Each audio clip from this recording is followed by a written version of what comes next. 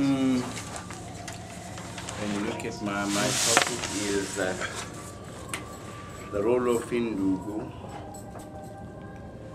in modern education towards an understanding of personality among Zulu people, with special reference to a study of Induku as an anthropological, social, interactional, ceremonial performance from the cradle to the grave and beyond.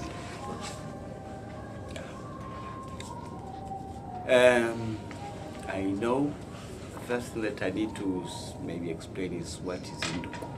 And it's so difficult to understand what is Induku is. For example, if I were to explain to you, or you were to explain to me, for example, what is jousting? Is it jousting here? Or jousting here? Jousting, yes. Or what is, say, karate? It would be very difficult if I'm not familiar with what it is. That is why sometimes I find that Induku is not understood as it is. Some people call it stick fighting, but it is more than stick fighting because it involves other, what I think, such as in heading of cattle, swimming, playing games that cannot be translated into another language, that are only indigenous in the like, for example,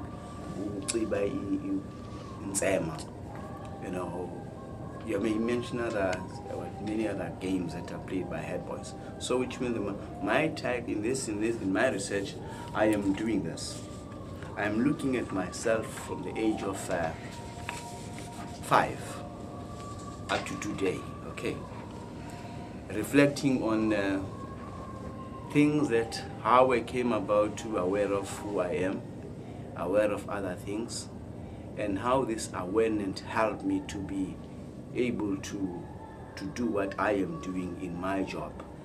Also what I did at school, what I did at college, what I did at university, I studying part-time. So I'm looking at the portabilities, would I say so, of the skill that I gained as Induku learner, how these were used in my school career, work situation at university up to today.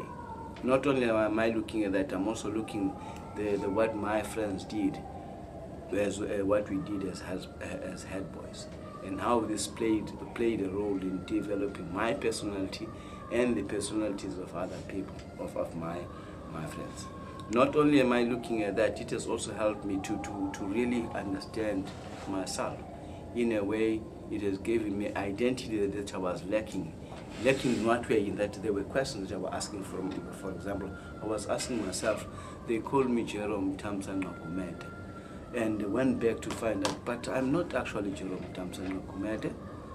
I'm supposed to be Mtuga Baba Tamsano Jerome Gumeda. Even that is not enough too, because there is more that is not said about. For example, all my names have a meaning.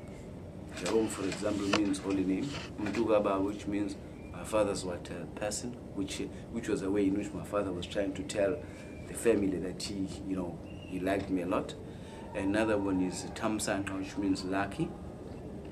In fact, I was also supposed to be called Lihlohonolo, but because Lihlohonolo is Sotho, because my mother is a Sotho, my grandmother is a Swazi, and I am married to a Xhosa woman, so I'm a Zulu. I'm not a full Zulu, which means I'm a cocktail. Okay. I looked at all those, what has made me to be able to, for example, make me to accept certain things that other people do not accept. I looked at the way that I was brought up. That is how we move from how I was brought up. For example, I would say I am lucky in the sense that I grew up in a small town at a place known as Umbango, which simply means a battle. This came from the Bazwani people, because those people were relocated from that place Umbango, and they then did not want to move away. And then people said, which means the Mazumane people have caused a battle, or rather they are refusing to be removed from that area. And from there I I went to stay at, I used to visit Mhlasimbe, where I started to learn Induku. From Mhlasimbe, I also went to Ngabeni. From Ngabeni, we went to stay at Murchison. And from Murchison, now I'm staying right in town. I also went to learn at Ngwabala. So which means I know rural life, town life, life in what in some sort of what is semi, to I would say the slums. And yeah, almost every tower. And these have helped me to develop my personality. And as I'm looking at what role has Induku played in making me who I am. I don't believe, and I can see it has helped me in a way. And it has also made me to really know where I come from, where I am, and where am I going. Well, which means in a way it has helped me to realize the past, the present, as well as the present as well as the future. When I look at what the personality developing influence it had on me, I can see that no, this helped me. That is what I'm also trying to demonstrate. I do not only look at myself, but I also look at the lives of my friends. Try to see, analyze, so and so was like this. Why was he like this, not like that? For example, I give a story of my friend who was very good as a head boy, but he died at a very young age of a sickness related with that.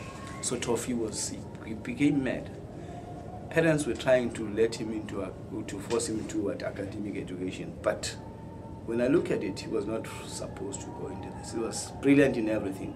If I were to bring you what he did whenever he saw a snake, and the way he moved, the way he thinks, the things he did to shoot that snake, you could see this person had an understanding which is beyond. For example, I would say I see another very good understanding of the blind spot. I also look at, in one of my writings, I look at the blind spot.